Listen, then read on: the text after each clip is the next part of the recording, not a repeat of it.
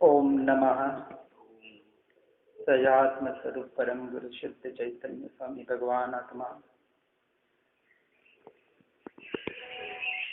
जे स्वरूप समझा विना पाम्यो दुख अनंत समझाव्यु ते पद नमो श्री सद्गुरु भगवन। आत्मज्ञान समदर्शिता विचरे उदय प्रयोग अपूर्व वाणी परम श्रुत सद्गुरु लक्षण योग।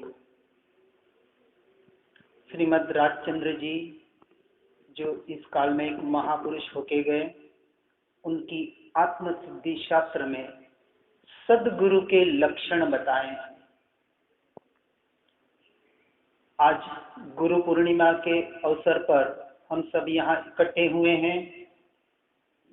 गुरु की महिमा हमारे जीवन में कितनी होनी चाहिए, कैसे होनी चाहिए, क्यों होनी चाहिए, विचार करना। हम विचार नहीं करते हैं।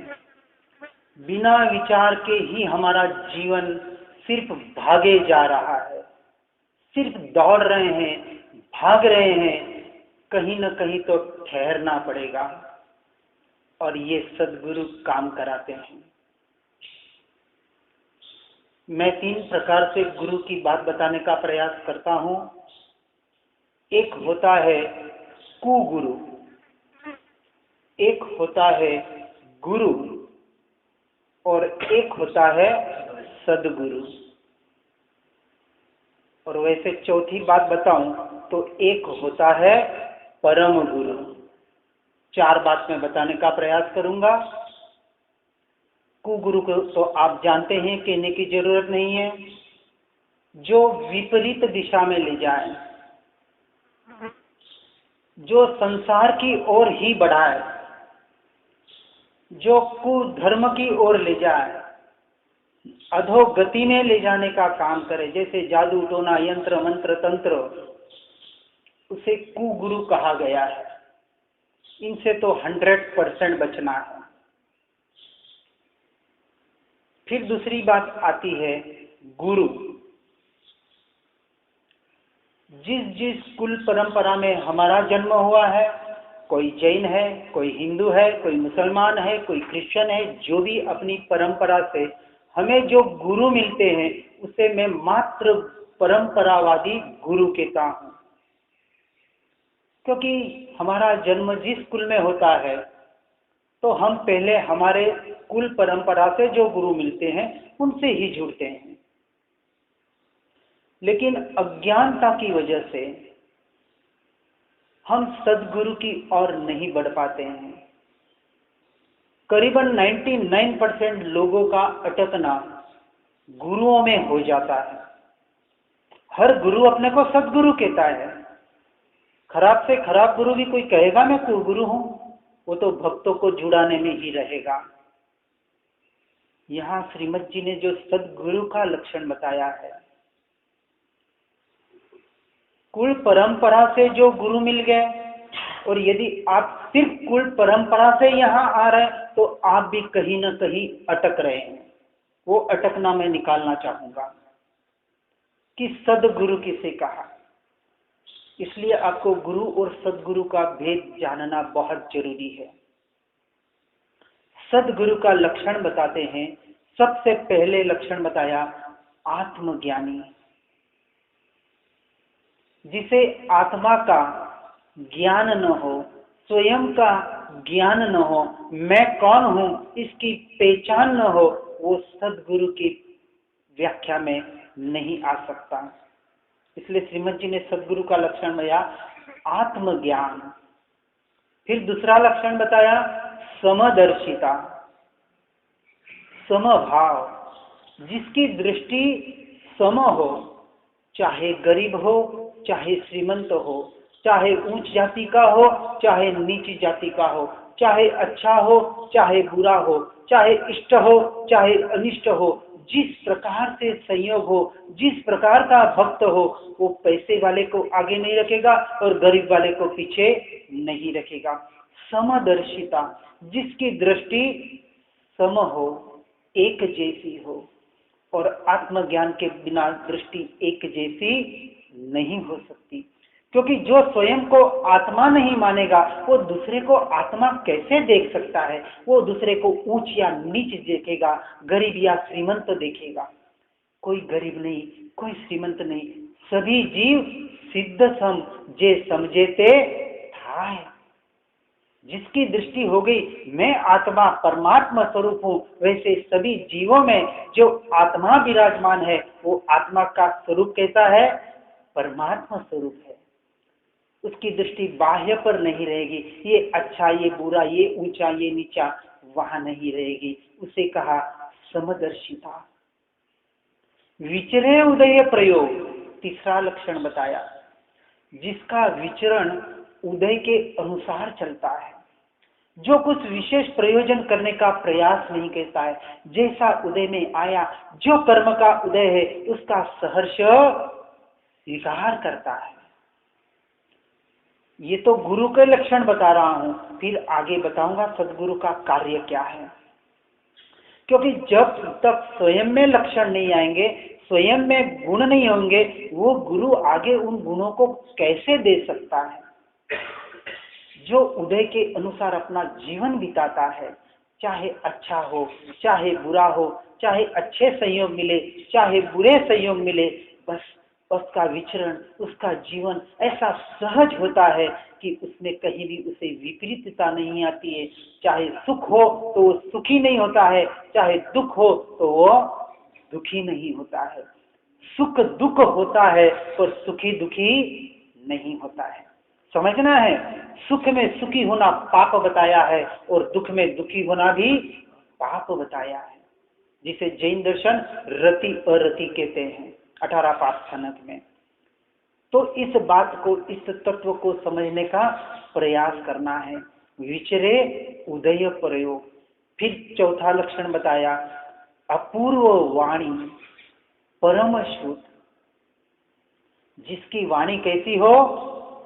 अपूर्व हो, अपूर्व लक्षण वाली हो, अपूर्व तत्व वाली हो, जो पूर्व में कभी सुनी नहीं हो, कभी समझी नहीं हो, ऐसी वाणी जो हमें समझाने का प्रयास करे। परम श्रुत, श्रुत ज्ञान, ऐसा श्रुत ज्ञान जो परम तत्व को दिलाए, जो परम पद की प्राप्ति कराए, ऐसे परम श्रुत की प्राप्ति कराने वाले, ऐसे परम पद को प्राप्ति कराने वाली जिसकी वाणी हो। सदगुरु लक्षण योग, ऐसे सदगुरु के जो लक्षण बताए हैं, ये लक्षण को आप पहले चेक कर लेना। यदि ऐसे लक्षण उस गुरु में नहीं है तो वो गुरु हो सकता है, सदगुरु नहीं हो सकता है। पारसमणि की हम उपमा सुनते हैं। पारसमणि लोहे को सोना बनाता है, परंतु सदगुरु क्या करता है पता है ना? सदगुरु आपको लोहे से सोने तो बना ही देगा, परंतु वहां तक भी नहीं रुकेगा। पारसमणि लोहे को पारसमणि नहीं बना सकता, लेकिन सदगुरु आपको पारसमणि बना देगा, अपने जैसा बना देगा। वो नहीं चाहेगा कि आप जिंदगी भर सिर्फ मेरी पूजा करते रहें, मेरी वंदना करते रहें। आप एक दिन आके मेरी स्थान पे बैठे, क्योंकि मैं जिस स्थान पे बैठा हूं वो कोई छोटा मोटा गुरु का स्थान नहीं है। गुरु का स्थान भी कहीं न कहीं नीचा है, उनके ऊपर भी एक स्थान है जिसे हम परमात्मा कहते हैं। गुरु गोविंद दोनों खड़े, काके लागू पाए, बलिहारी गुरु आपकी दियो गोविंद बताए। बात तो आपने बहुत बार सुनी, अर्थ भी बहुत बार किया होगा, लेकिन मैं एक अलग अर्थ बताने का प्रयास करूंगा। क्योंकि मैं जब बोलता हूं तब व्यवहार और निश्चय, यानी जो एक जनरल हमारा व्यवहार होता है, और एक निश्चय जो परमार्थ से होता है, जिसे हम तत्व कहते हैं। हम तत्व तक पहुंचने का प्रयास नहीं करते, व्यवहार में इतने अटक जाते हैं। सालों से गुरु के आ रहे हैं, गुरु के दर्शन कर रहे हैं, गुरु की पूजा कर रहे हैं, लेकिन गुरु बनने का कभी प्रयास किया? हम कहते हैं हम कहाँ गुरु बन सकते हैं। अरे हम तो कहते हैं गुरु आपको गुरु बनाना चाहता है और आप नीचे रहना चाहते हैं। किसका दोष है? हमारा दोष है। हम ऊपर जीवन से उठना ही नहीं चाहते, जहां है वहां रहना चाहते हैं। कौन से? धर्म के क्षेत्र में। संसार में तो बहुत ऊंचे उठना चाहते हैं, लाखों से करोड़पति, करोड़पति से अरबपति बनना चाहते हैं। एक नेता प्राइम मिनिस्टर बनना चाहता है, राष्ट्रपति बनना चाहता है, ऊंचे से ऊंचे पोस्ट को प्राप्त करना चाहता है, लेकिन धर्म क्षेत्र में हम इस बात को चूक जाते हैं। ये मनुष्य जन्म मिला है, आत्मा से परमात्मा बनाने के लिए मिला है, संसार में भटकने के लिए नहीं मिला है। ये सदगुरु आपका काम कराते हैं। अब गुरु गोविंद दोनों खड़े, यहां भगवान आ जाए, परमात्मा आ जाए। अब गुरु भी खड़ा है, गोविंद भी खड़े हैं, काके लागू पाए। अब शिष्य को शंका हुई, अब किसके लागू पाए? गुरु बढ़े कि गोविंद बढ़े? बलिहारी गुरु आपकी, कौन बढ़े? गुरु नहीं। अब आप बात समझना, आज दिन तक हमने यही माना, व्यवहार से बिल्कुल सही है। दो बात मैं बताऊंगा, एक व्यवहार और एक परमार्थ। परमात्मा की पहचान कराने वाले कौन? गुरु। इस अपेक्षा से गुरु बड़े। गुरु नहीं होते तो हमें परमात्मा की पहचान नहीं होती, गोविंद की पहचान नहीं होती। इस अपेक्षा से व्यवहार से गुरु बड़े, लेकिन पद की अपेक्षा से परमात्मा तो बड़े ना, क्योंकि गुरु को भी एक दिन क्या बनना है? इसलिए हम गुरु बनना नहीं चाहते। क्यों नहीं बनना चाहते? अरे हम परमात्मा है, मैं परमात्मा हूं, मैं गुरु पद पे नीचे क्यों आऊं? आपको जो मानना है वो माने। मैं तो अपने आप को क्या मानता हूं? मैं आत्मा हूं। आत्मा कैसा है? आत्मा का स्वरूप तो परमात्मा स्वरूप है ना, मैं क्यों गुरु पद पे नीचे आऊं? आपको जो मानना है। हम तो कहते हैं मैं आत्मा जैसे परमात्मा स्वरूप हूं, वैसे ही परमात्मा स्वरूप किसमें है? आप सब में तो बसा हुआ है, गुरु में तो छोड़ो, मैं तो गुरु की तो बात कर रहा हूं। आप में भी वही तत्व है जो मुझ में है और जो परमात्मा में है। आप में कोई तत्व अलग नहीं है, लेकिन हम अपने आप को कहीं न कहीं पतित माने हुए, अधम माने हुए, पापी माने हुए। कब तक अपने आप को पापी मानेंगे? कब के आप अपने आप को अधम मानेंगे? कब तक? जीवन भर। इसलिए मनुष्य जन्म मिला, पापी रहने के लिए, पतित रहने के लिए। गुरु आपको वहां से उठाने का काम करते हैं, वो सदगुरु। सदगुरु का आज दिन तक हमने महत्व नहीं समझा। हम तो कहते काके लागू पाए, किसके पाए लगना है? सदगुरु बताते हैं। क्या बताते हैं पता है? कोई बताते या नहीं बताते, मैं तो एक ही बात बताता हूं, गुरु गोविंद दोनों खड़े, किसी के पाए मत लगो। तो फिर क्या करना? काके लागू पाए। अरे गुरु ने क्या बताया? गोविंद कहाँ है? परमात्मा कहाँ है? कहाँ है?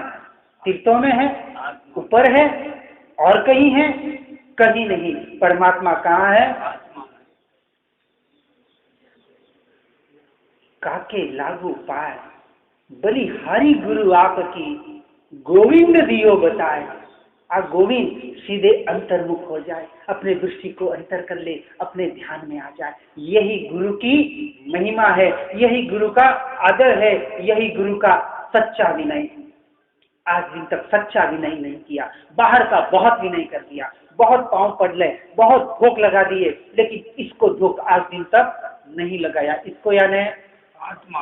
हाँ, क्योंकि जो आत्मा न बताए वो सदगुरु ही नहीं हो सकता। मैं सदगुरु की बात बता रहा हूं। आप बोलते हैं ना, पड़ी पड़ी तुझ पद पंकजे फरी फरी मांगो ए सदगुरु संत स्वरूप तुझ। बोलते हैं, आज दिन तक दृढ़ता करी। अरे अनंत बार बोल दिया, इस भाव में लाखों बार भी बोल देंगे, क्या फर्क पड़ जाएगा? बोलने से काम नहीं होगा। अर्थ को समझना है, अर्थ को समझ के भावों को ग्रहण करना है, भावों को ग्रहण करके उस अनुसार अपने जीवन को परिवर्तित करना है। इसका नाम धर्म है। और ये सदगुरु काम कराते हैं।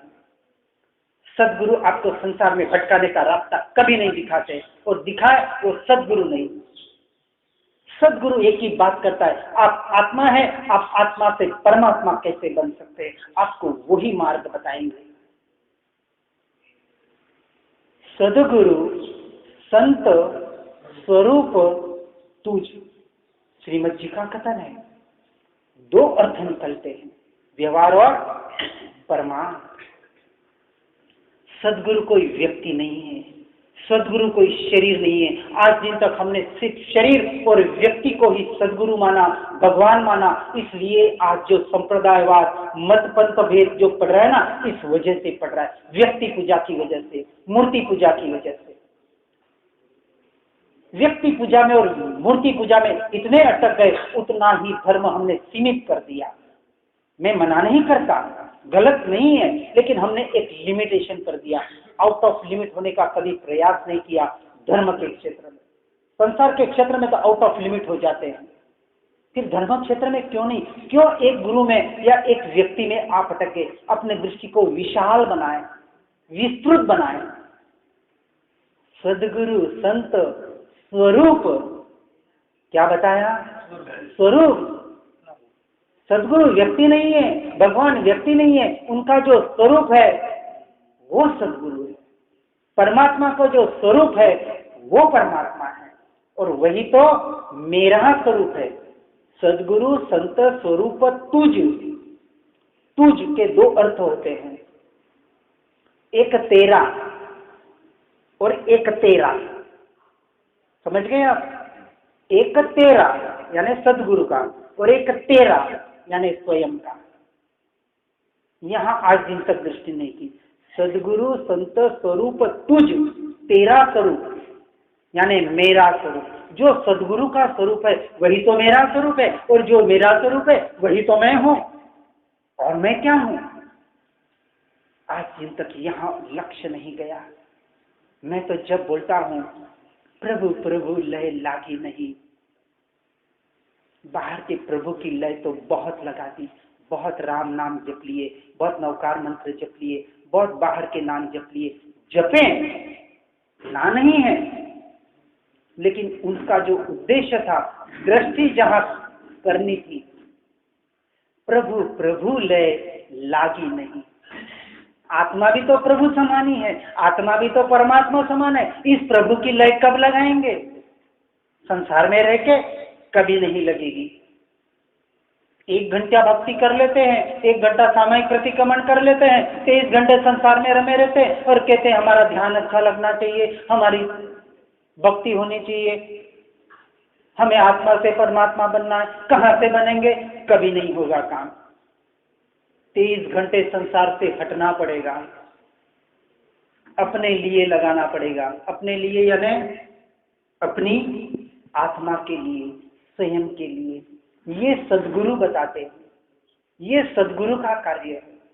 सदगुरु आपको अपने जैसा बनाने चाहते हैं, चाहे गरीब हो, चाहे अमीर हो, चाहे ऊंचा हो, चाहे नीचा हो, वो सबको एक समान बनाना चाहते हैं, अपने समान बनाना चाहते हैं। अरे अपने तो क्या, परमात्मा समान बनाना चाहते हैं। उसका नाम है सदगुरु। सद सच्चा गुरु, वास्तविक गुरु। ये गुरु की महिमा है।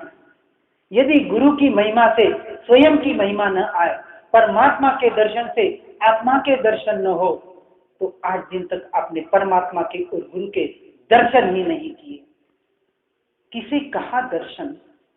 सम्यक दर्शन। दर्शन के 2 अर्थ होते हैं। दर्शन यानी देखना, और सम्यक दर्शन का अर्थ होता है सच्ची श्रद्धा। दर्शन का अर्थ श्रद्धा भी होता है और दर्शन का अर्थ देखना भी होता है। देखना भी दो प्रकार का, श्रद्धा भी दो प्रकार की। मैं हर जगह दो प्रकार की बात करता हूं, एक व्यवहार से, क्योंकि व्यवहार छोड़ना नहीं है, व्यवहार तो जैसा है वैसा ही करना है, कुछ छोड़ने की बात नहीं आती है। लेकिन जो दूसरी बात है जिसे हम कहते हैं परमार्थ की, निश्चय की बात, जहां हमें पहुंचना है, देखना, देखना जो मेरा स्वभाव है, आत्मा का स्वभाव है, देखना और जानना, ज्ञाता और दृष्टा भाव। बाहर बाहर तो बहुत देख लिया। एक परमात्मा की मूर्ति, कभी आपने वितराग परमात्मा की मूर्ति देखी होगी ना, यहाँ सामने लगी है, फोटो लगा है, देख लेना। ये जो वितराग परमात्मा की मूर्ति बताई है, वो मूर्ति भले फोटो जो भी हो, एक मूर्ति कृपालु देव का आप फोटो देखेंगे, ये आपको एक उपदेश देता है। हम सिर्फ मूर्ति के पत्थर के दर्शन करते हैं, हम सिर्फ फोटो के किसी व्यक्ति के दर्शन करते हैं और वहीं तक सीमित हो जाते हैं। आज दिन तक दर्शन का महत्व नहीं समझा, इसलिए श्रद्धा नहीं आती है, इसलिए सम्यक दर्शन प्रकट नहीं होता है। सच्ची श्रद्धा आज दिन तक प्रकट ही नहीं की। बाहर बाहर बाहर ही अटक रहे हैं धर्म के नाम पर भी। तो क्या करना, कैसे दर्शन करने, हम बताते हैं आपको। परमात्मा के दर्शन से, यदि आत्मा के दर्शन न हो तो समझना दर्शन नहीं किया। सदगुरु के दर्शन से आत्मा के दर्शन न हो तो समझना दर्शन नहीं किया। जब परमात्मा के गुरु के दर्शन करे तो एक ही चिंतन करे, हे परमात्मा, हे सदगुरु, आपके दर्शन से मुझे अपनी आत्मा के दर्शन होते हैं। आपका स्वरूप वही तो मेरा स्वरूप है, आपकी अंतरात्मा वैसी तो मेरी अंतरात्मा है। आप जिससे परमात्मा स्वरूप को प्राप्त करने का प्रयास करते हैं, वैसे ही मैं मेरे जीवन को इस परमात्मा स्वरूप को प्राप्त करने में क्यों न लगाऊं। आप गुरु को गोचरी वेराते हैं, आहार वोराते हैं, क्या भाव करते हैं? आहार वोराने से कुछ लाभ मिलता है? मैं तो कहता हूं कुछ लाभ नहीं मिलता है। समझना बात को, ये क्रियाएं क्यों बताई? आहार करने से लाभ तब मिलेगा, उस वक्त एक भाव करना होता है। हम भाव नहीं करते, सिर्फ क्रियाएं कर देते। क्रिया करनी है, वापस बता रहा हूं, क्रिया छोड़नी नहीं है, लेकिन साथ में भावों को जोड़ना है। क्रिया का महत्व शास्त्र में, किसी भी शास्त्र में नहीं दिया है, महत्व भावों का दिया है, क्योंकि भाव मन आत्मा से जुड़ा है। क्रिया तो शरीर की मुर्दे की होती है, आत्मा की कोई क्रिया होती ही नहीं है। आत्मा तो अक्रिय है, अकर्ता है।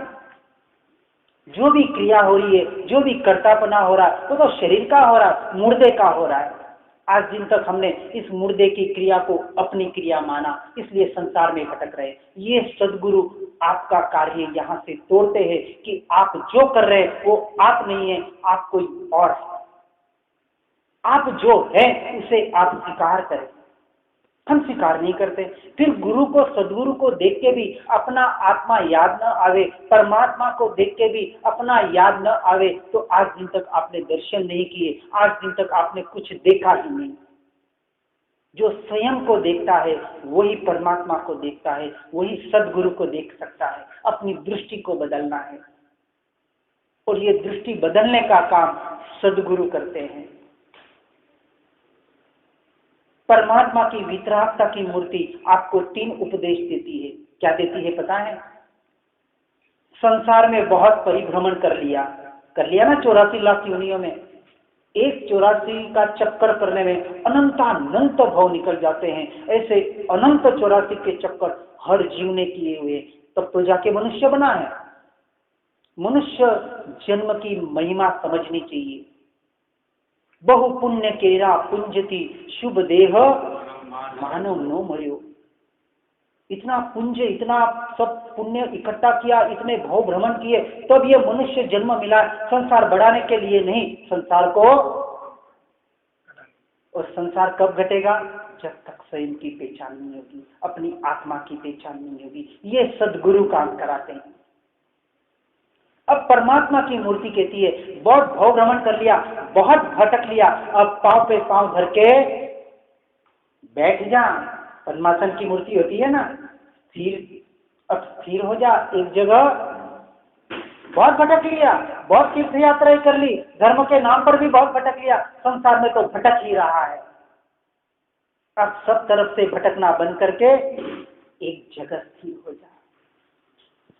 दूसरी वितरागता की मूर्ति, हाथ पे हाथ धर के बैठ जा। कर्तृत्व बुद्धि, मैं करता हूं, मैं करता हूं, मैंने किया, मैंने इतनी मेहनत से इतना खड़ा किया, ये मैंपना सबसे बड़ा जो अहंकार है, ये मैं और मेरापना इस देह में करना, इस संसार में करना, जो निरंतर कर्म को बंद कराकर संसार में भटकाने का काम करता है। अब ये वितरागता की मूर्ति आपको उपदेश दे रही है, ये कर्तृत्व बुद्धि, मैं करता हूं, मैं करता हूं, क्योंकि हम करते हाथ से काम करते हैं ना। अब ये कर्तृत्व बुद्धि छोड़नी है और हाथ पे हाथ धर के बैठ जाओ। ये मूर्ति आपको उपदेश देती है। और ये सदगुरु कृपालु देव की मूर्ति फोटो देखना, यही उपदेश दे रहे वो मौन होके भी उपदेश देते हैं। अरे मौन तो सबसे बड़ा उपदेश है। कल भूरी भाई के यहाँ जो गए थे संश्री और ये, उन्होंने एक ही साधना दी है, चुप साधना, मौन हो जाओ। अरे बाहर के मौन तो बहुत कर लिए, भीतर से मौन हो जाओ, मन का मौन करो। आत्मा तो मौन स्वरूप ही है। मैं आज दिन तक एक शब्द भी बोला नहीं, मैंने आज दिन तक एक शब्द सुना नहीं, मैं तो मौन स्वरूप हूं, ऐसे आत्मा के स्वरूप का ध्यान करो।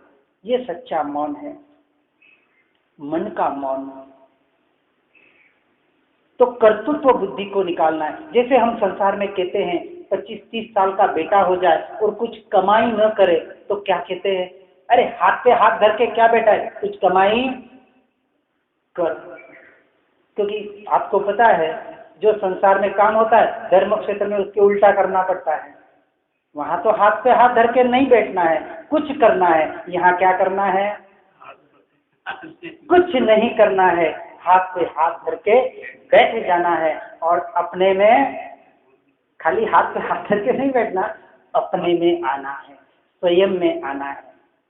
और वो प्रतिमा आपको तीसरा उपदेश देती है, जिसे हम नासाग्र दृष्टि कहते हैं, ध्यान की मुद्रा, जिसे 4 हाथ जमीन देख के चलने की जो बात बताई, क्यों बताई, मात्र जीवों की रक्षा के लिए नहीं, अपना उपयोग, अपना मन जो निरंतर बाहर भटक रहा है, उस मन को कहीं ना कहीं स्थिर करके, स्थिर तो नहीं कर सकते, उसको बाहर जाते हुए मन को भीतर में लाना है। वो नासाग्र दृष्टि आपको उपदेश देती है, अरे बाहर बाहर बाहर का तो बहुत देख लिया, बहुत देख लिया, अब दृष्टि को बाहर से हटाकर कहां कर, अंतर में कर, अंतर्दृष्टि कर, बहिर्दृष्टि से अंतर्दृष्टि हो जा।